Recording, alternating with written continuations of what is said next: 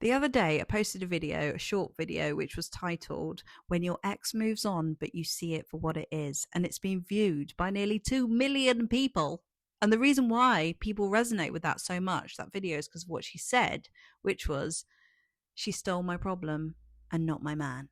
And it's like, hell yes to that self respect. Hell yes to that energy, to that knowing that is true. When somebody who's been with you, particularly if they've been avoidant, right? They go off with somebody else and you feel really sad because part of you attached your self worth to that person. And the outcome of that relationship was very important to you because, on some level, them choosing you meant to you that you were good enough.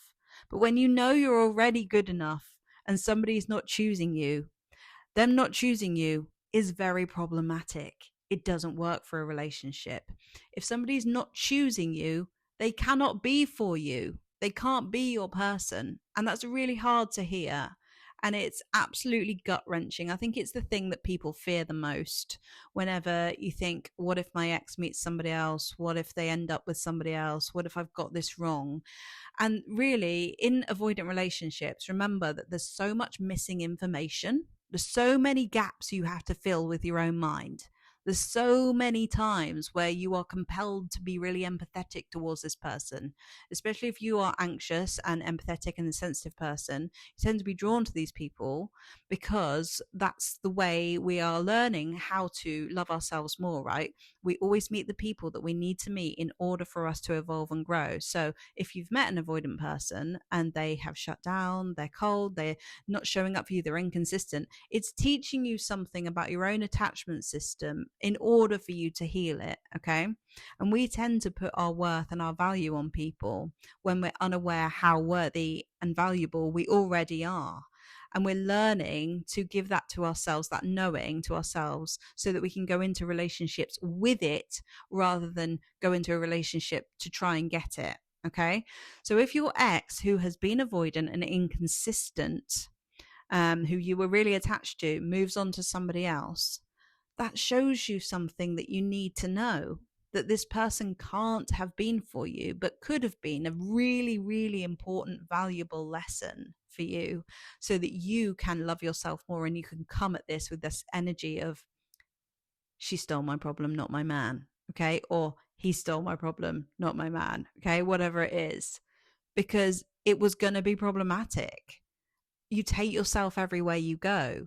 Okay. So an avoidant who is avoidant and doesn't want to heal is dismissive, particularly dismissive avoidance. They dismiss things. They avoid things at every cost, at any cost they can, because it feels more comfortable to them, because they've never experienced the discomfort. They think it's working. They think that coping strategy works.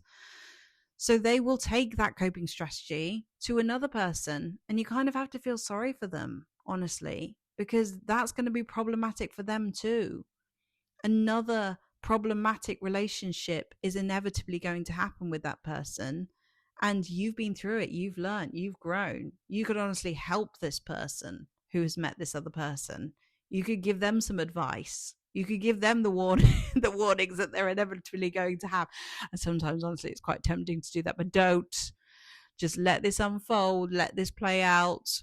This will not work. Somebody who is avoidant, who does not want to heal, they can't really get close to somebody unless the other person is completely okay with a surface level relationship. And you have to think to yourself, was I okay with a surface level relationship?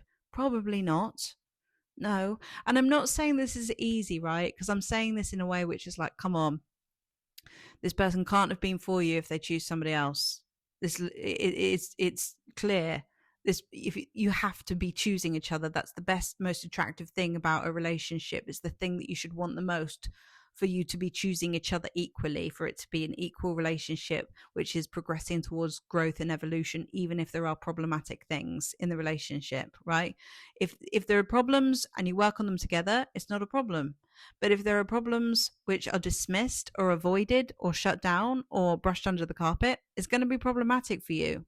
Okay.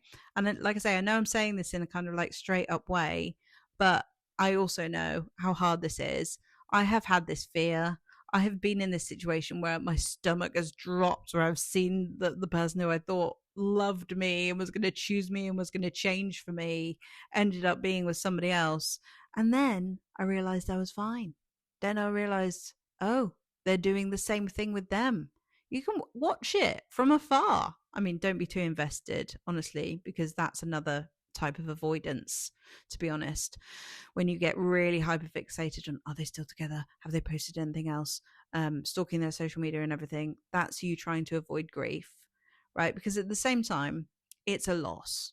Like, it's a loss. You really bought into the idea that you were going to be together and that it was going to work. And when you realize it wasn't and it isn't and it can't, you have to face that grief, and it's like the big fantasy bubble pops and you're forced into another reality that you didn't want, and that's really, really hard to do. But on the other side of that is freedom and choosing yourself and coming into that energy like she had, like Kira had in Love Island. She stole my problem, not my man.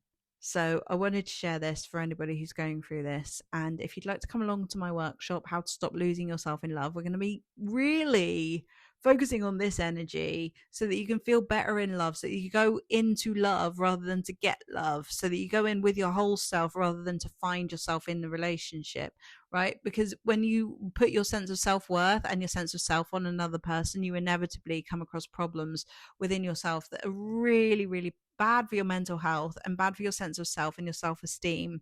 So we want to interrupt that pattern. If you've been in the anxious avoidant loop of doom for a long time and you've come out of a relationship, or even if you're in a relationship now, all things can be fixed and healed within ourselves when we learn to choose ourselves more. Okay.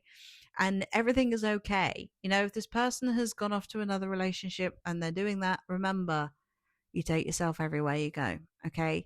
And the only thing to change is ourselves. And this is what we've got to work on now. So if you want to come to my workshop, it's on the 14th of April and it is £27. I'd love to see you there.